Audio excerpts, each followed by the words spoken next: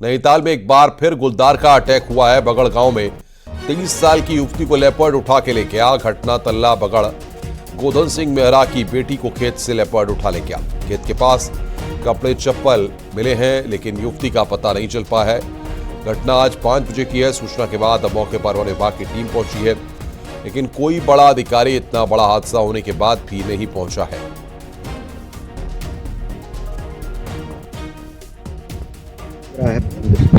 अभी हम लोग नीचे नाले में पूरा सर्च कर लिया है।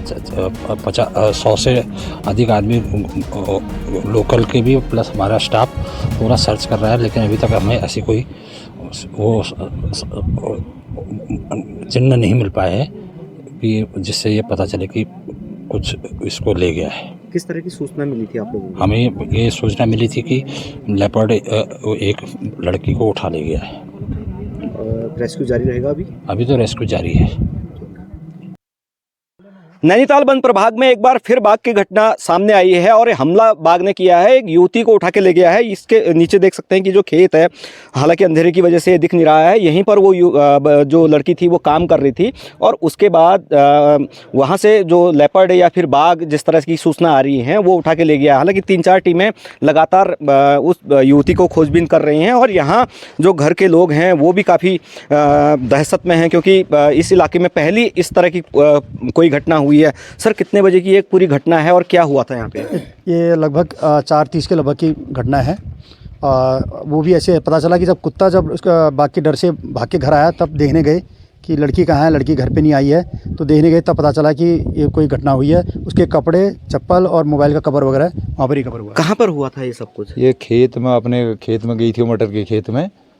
तो वहीं पे जो भी घटना हुई देखा तो किसी भी नहीं, लेकिन उसके आगे पंजे और उसके बाघ के और नीचे उसके फटे वो कपड़े फटे हुए, मोबाइल का कवर, ये चीज़ें आगे गांव वालों को ढूंढने में दिखी हैं। 5 बजे की ये घटना है लगभग और वन विभाग की टीमें अब यहाँ पर मूव हुई हैं, कुछ अभी आ रही हैं रास्ते में।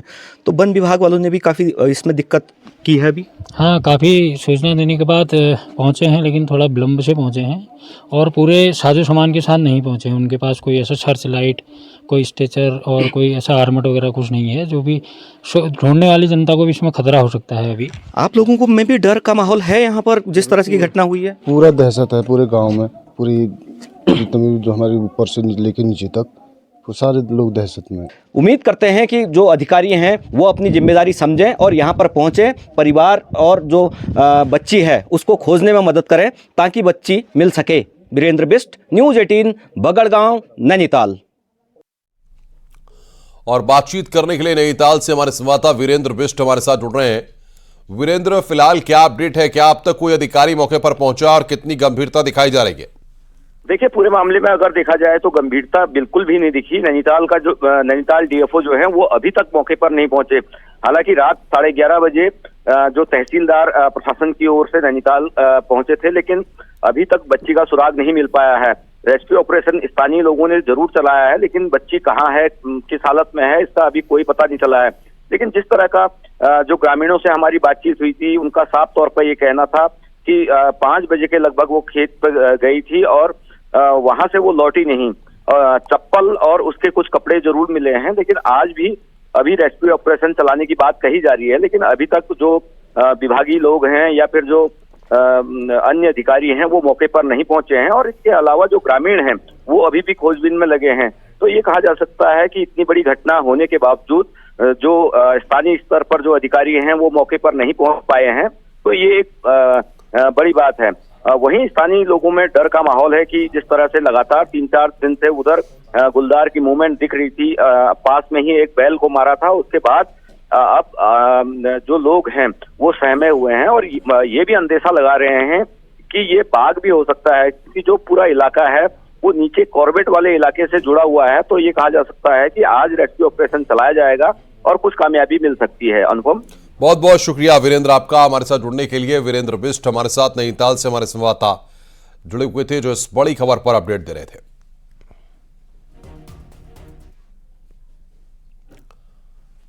आगे बढ़ते हैं। पौड़ी जिले के कोट ब्लॉक में गुलदार खेतों में लगाई गई फेंसिंग में फंस गया। ग्रामीणों की सूचना पर वन विभाग की टीम मौके पर पहुंची और गुलदार को ट्रैंकुलाइज किया गया। रेस्क्यू करके गुलदार को नागदेव रेंज लाया गया है। गुलदार की उम्र 5 साल बताई जा रही है। गुलदार की हालत ठीक और विभाग के मुताबिक गुलदार सुरक्षित है।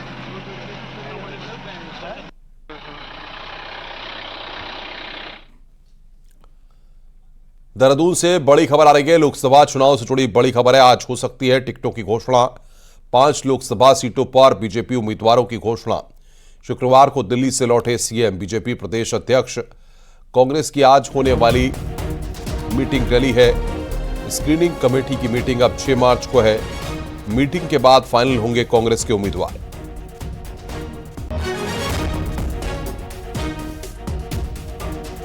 तो लोकसभा चुनाव से जुड़ी बड़ी खबर इस वक्त हम आपको बता रहे हैं। कांग्रेस की आज होने वाली मीटिंग टली है।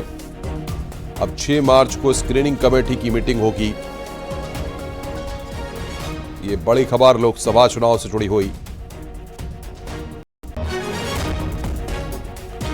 और सीधे रुख करते हैं ग्राउंड जीरो का। देहरादून से हमारे सहयोगी दीपांकर भट्ट हमारे साथ जुड़ रहे हैं।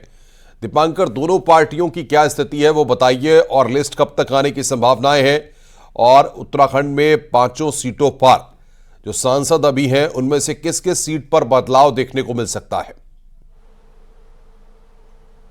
बिल्कुल अनुपम, 5 सीटें लोकसभा की और खास तौर पे दिल्ली से बीजेपी के प्रदेश अध्यक्ष महेंद्र भट्ट और मुख्यमंत्री पुष्कर सिंह धामी शुक्रवार को लौटे। गुरुवार देर रात तक बैठक हुई दिल्ली में, और खबर यह है कि सभी नामों पर वहां पर तय हुए हैं कि 5 सीटों पर कौन कौन उम्मीदवार होंगे।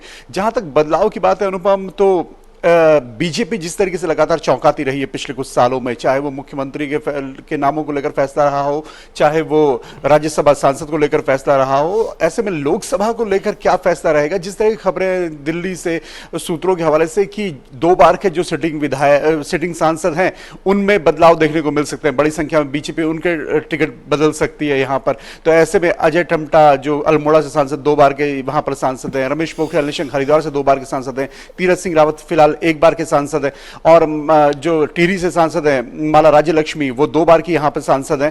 तो अजय भट्ट 1 बार पहली बार के सांसद हैं। तो बदलाव अगर होते हैं तो जाहिर तौर पर कुछ ना कुछ चीजें जरूर बदलेंगी। 2 पूर्व मुख्यमंत्री हैं, रमेश पोखरियाल निशंक और तीरथ सिंह रावत, क्या यहां पर कोई रिप्लेसमेंट होगा? महारानी जो जिनकी एज 70 से ऊपर जा चुकी है, लगभग 72-73 साल उनकी उम्र है, क्या उम्र के फैक्टर को देखते हुए उनका टिकट यहां पर बदला जाता है? टिकट तय हो चुके हैं, लेकिन वो नाम कौन से होंगे इसके लिए फिलहाल इंतजार करना पड़ेगा बीजेपी में। और जो भी नए नाम होंगे उनके सामने कंटेंडर कौन होंगे वो कांग्रेस को तय करना है। और जाहिर तौर पे कांग्रेस के लिए फिलहाल यहां पर स्थितियां उतनी अच्छी नहीं है। जिस तरह से 4 चुनाव कांग्रेस लगातार हारी, 2014, 2017, 19 और फिर 22। तो ऐसे में कांग्रेस के उम्मीदवारों को लेकर एक बैठक आज होनी थी दिल्ली में, स्क्रीनिंग कमेटी की दूसरी बैठक, लेकिन वो बैठक अब 6 मार्च को होगी और तब कांग्रेस तय करेगी कि उसके उम्मीदवार कौन कौन होंगे। हालांकि उसके बड़े नेता जैसे यशपाल आर्य साफ तौर पर मना कर चुके, मैं चुनाव नहीं लड़ना चाहता। प्रीतम सिंह मना कर चुके हैं कि मैं चुनाव नहीं लड़ना चाहता।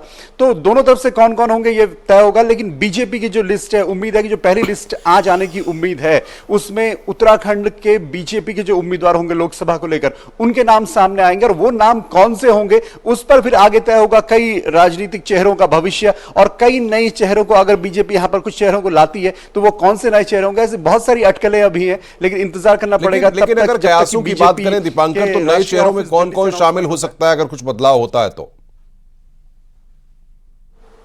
जिस तरह की चर्चाएं अनुपम, खास तौर पे अनिल बलूनी जो राज्यसभा के सांसद रहे, उत्तराखंड से रहे, लेकिन लोकसभा में पहली बार अगर उन्हें ये चर्चाएं कि उन्हें गढ़वाल से उम्मीदवार बीजेपी बना सकती है, तो बिल्कुल नया चेहरा होंगे यहां पर लोकसभा के लिहाज से। हालांकि राज्यसभा के सांसद रहे हैं। इसके साथ साथ टिहरी सीट में अगर बदला जाता है, जो महारानी वहां पर लगातार 2 बार से सांसद है माला राज्य लक्ष्मी, अगर उनका टिकट वहां पर बदला जाता है तो फिर क्या कोई महिला चेहरे को यहां पर बीजेपी आगे लाती है? क्योंकि एक सीट 2014 से बीजेपी महिलाओं को देती रही है, वो टिहरी सीट है, और दोनों बार वहां पर माला राज्य लक्ष्मी सांसद रही है। तो वहां पर क्या कोई नया चेहरा लॉन्च हो सकता है? अल्मोड़ा एक ऐसी सीट है जहां पर 2 बार से लगातार रिजर्व सीट है, क्या वहां पर कोई नया चेहरा? हरिद्वार और गढ़वाल 2 ऐसी सीटें हैं जिसमें यह माना जा रहा है कि यहां पर चेहरे बीजेपी बदलने के पूरे मूड में है। बिल्कुल, बहुत बहुत शुक्रिया दीपांकर आपका हमारे साथ जुड़ने के लिए और तमाम अपडेट्स देने के लिए। पिछले साल 13 जुलाई को भारी बारिश के दौरान धराशायी हुए कोटद्वार के मालनपुर के पुनर्निर्माण कार्य का शिलान्यास किया जाएगा। आज 12 बजे विधानसभा अध्यक्ष ऋतु खंडूरी पुल के पुनर्निर्माण कार्य का भूमि पूजन कर निर्माण कार्य का विधिवत शुभारंभ करेंगी। 26 करोड़ 75 लाख की लागत से पुल की मरम्मत की जाएगी। मालन पुल टूटने के बाद फिलहाल नदी के बीच से बनाए गए वैकल्पिक मार्ग से भावर क्षेत्र के लोग आवाजाही कर रहे हैं। पुल की मरम्मत में 9 महीने लगने की उम्मीद है।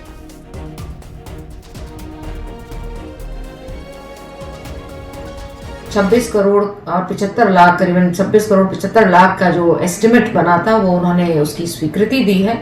और कोटद्वार वासियों को भी बताना चाहूंगी, भले ही थोड़ी देर हुई है लेकिन पुख्ता तरीके से IIT वाराणसी द्वारा वेट किया हुआ डिजाइन है और इस पर सॉइल टेस्टिंग हमने करवाई है।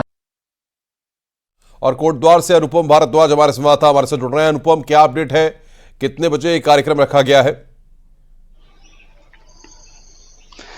देखिए 7 महीने का समय बीत चुका है 13 जुलाई से और अब मार्च लग चुका है।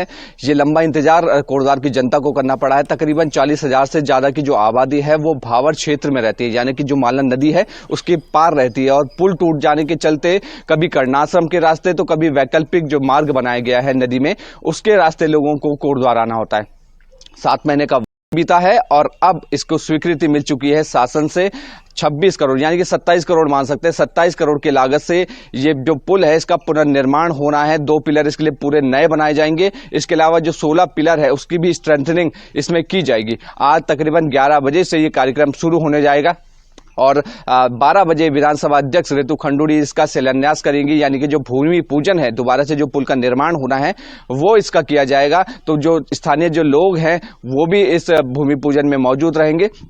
और आपको बता दें कि ये पुल कई लिहाज से महत्वपूर्ण है, क्योंकि इससे लगता हुआ आपका सिटकुल ग्रोथ सेंटर है जहां पे कई सारी फैक्ट्रियां हैं, कर्मचारी कोटद्वार से बाजार से आना जाना करते हैं। तो कहीं ना कहीं इस पुल के इंपॉर्टेंस काफी हो जाती है। आबादी का घनत्व भी काफी तेजी के साथ भावर क्षेत्र में बढ़ता जा रहा है। तो इसी जरूरत को देखते हुए लगातार शासन से इसकी मांग की जा रही थी, लेकिन 7 महीने का लंबा समय जरूर लगा है। और खास बात यह भी है कि बरसात से पहले, क्योंकि जो अब गर्मियां का सीजन शुरू होने वाला है उसके बाद तुरंत बरसात लगेगी, लगता नहीं है कि बरसात से पहले इसका काम बहुत बहुत पूरा शुक्रिया हो पाएगा। आपका हमारे साथ जुड़ने के लिए और तमाम अपडेट्स देने के लिए। आगे बढ़ते हैं। हल्द्वानी के वनपुरपुरा हिंसा मामले में बड़ी खबर, अब रिमांड पर लिया जाएगा मोहित।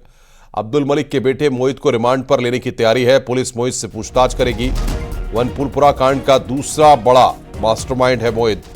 2 दिन पहले हुई है फरार चल रहे मोहित की गिरफ्तारी।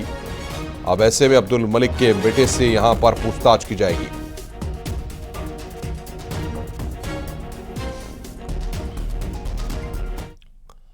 हल्द्वानी की वनपुरपुरा हिंसा को लेकर शुक्रवार को बड़ी खबर सामने आई है। यहां पुलिस ने 5 ऐसी बुर्काधारी महिलाओं को गिरफ्तार किया है जो 8 फरवरी की हिंसा में शामिल थी। पुलिस ने सीसीटीवी और अन्य वीडियो फुटेज के आधार पर इनकी गिरफ्तारी की है। 5 महिलाएं धार्मिक नारे लगाते हुए पुलिस टीम पर पथराव कर रही थीं। हैरानी की बात यह है कि इन 5 में से 2 महिलाओं के पति पहले ही गिरफ्तार चल रहे हैं। पुलिस अभी तक इस मामले में कुल 89 उपद्रवियों की गिरफ्तारी कर चुकी है।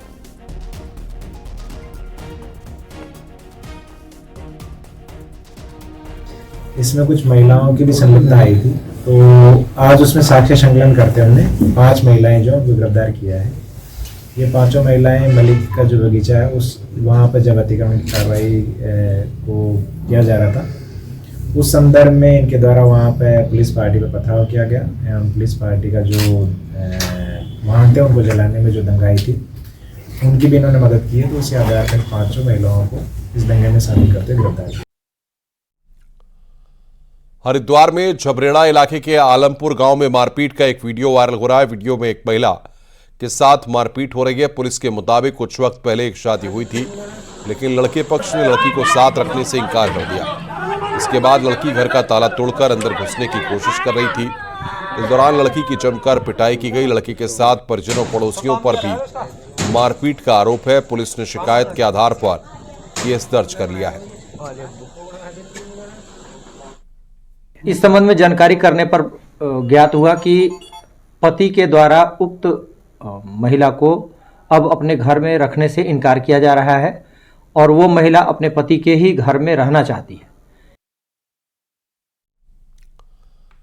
देहरादून के रेस कोर्स में 15 साल की नाबालिग लड़की की मौत के मामले में पुलिस ने आरोपियों पर बाल श्रम के तहत भी मुकदमा दर्ज किया है। लेकिन प्रदेश में ज्यादातर जगह बाल मजदूरी हो रही है और पुलिस से लेकर बाल आयोग आंखें मूंदे बैठा है। रेस्टोरेंट से लेकर ढाबों में कई जगह ऐसी हैं जहां पर नाबालिग बाल मजदूरी करते नजर आ जाएंगे। हाउस हेल्प से लेकर दुकानों तक में बच्चे बाल श्रम कर रहे हैं, तो कई बच्चे भीख मांगकर अपना काम चला रहे हैं और कुछ तो ऐसे हैं जो सड़कों पर नाच गाकर भी पैसे कमाते हैं। इनमें ज्यादातर बाहरी राज्यों के बच्चे मिलेंगे जो 1-2 घंटे में ही कभी करतब दिखाकर तो कभी बीच सड़क पर नाच गाना गाकर पैसे कमाते हैं और एक दिन का 1000 से 1500 तक कमाते हैं। यही हाल कई ढाबों और रेहड़ी पर है। 1000-1500 कमा लेते हैं। डेली का? हाँ। कहाँ पे लगाते हो? कितने साल से यहाँ देहरादून में लगा रहे हो? अभी 3 महीने हुआ। 3 महीने से। तब तक कहाँ चले गए सुबह से? सुबह से बस स्टैंड तक गए। गोरखपुर फाटक। गोरखपुर फाटक के पास कितने लोग करते हो? भाई बहन दोनों मिलके करते हैं काम? हाँ। पापा? पापा भी करते हैं। पापा भी करते हैं। कितना कमाते हैं रोज का? कमा लेते हैं 11-1200। 11-1200। बाल आयोग कहता है कि दिक्कत दोनों तरफ से है। लोग कम पैसों के चक्कर में बच्चों से ही काम करवा लेते हैं, जबकि अभिभावक आर्थिक मजबूरी के चलते बच्चों को काम पर भेज रहे हैं। लेकिन पुलिस का कहना है कि ऑपरेशन मुक्ति हम फिर से शुरू कर रहे हैं, जिनमें बच्चों को बाल मजदूरी से मुक्त करवाया जाएगा और स्कूल जाने के लिए प्रेरित किया जाएगा। ये 2-वे ट्रैफिक है।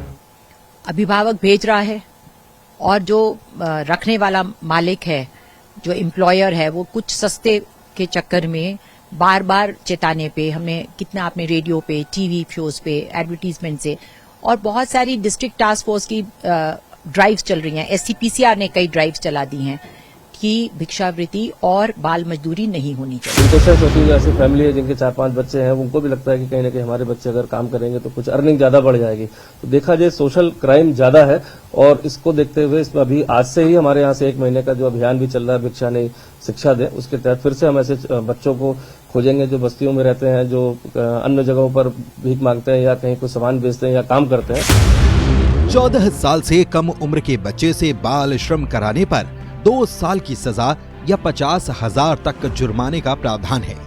लेकिन उसके बावजूद शहर में खुले आम बाल श्रम करते बच्चे देखे जा रहे हैं। परिवारों की अपनी समस्याएं हैं, लेकिन बच्चों को बाल श्रम के बजाय स्कूल भेजकर उन्हें मुख्य धारा में लाना बेहद जरूरी है। न्यूज़ 18 के लिए देहरादून से भारती सकलानी उनियाल की रिपोर्ट। उत्तराखंड में एक बार फिर से बारिश और बर्फबारी का अलर्ट जारी हुआ है। मौसम विज्ञान केंद्र ने 3 दिनों के लिए बारिश का येलो अलर्ट जारी किया है। इसके साथ ही 3500 से ऊपर के इलाकों में बर्फबारी की संभावना है। ऊंचाई वाले कई इलाकों में बर्फबारी का दौर जारी है और कई जगह बर्फबारी के बाद सड़कों पर फिसलन भी हो रही है। ऐसे में अगर फिर से भारी बर्फबारी होती है तो लोगों की दिक्कतें और बढ़ सकती हैं।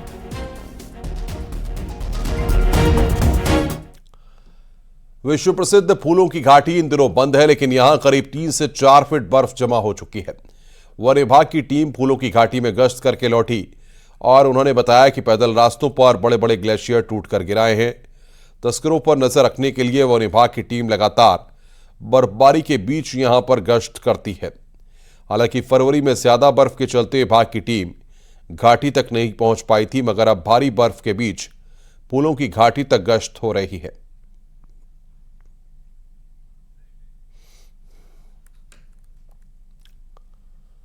रुक रहे हैं यहां पर एक और ब्रेक के लिए। ब्रेक के बाद खबरों का सिलसिला लगातार जारी है।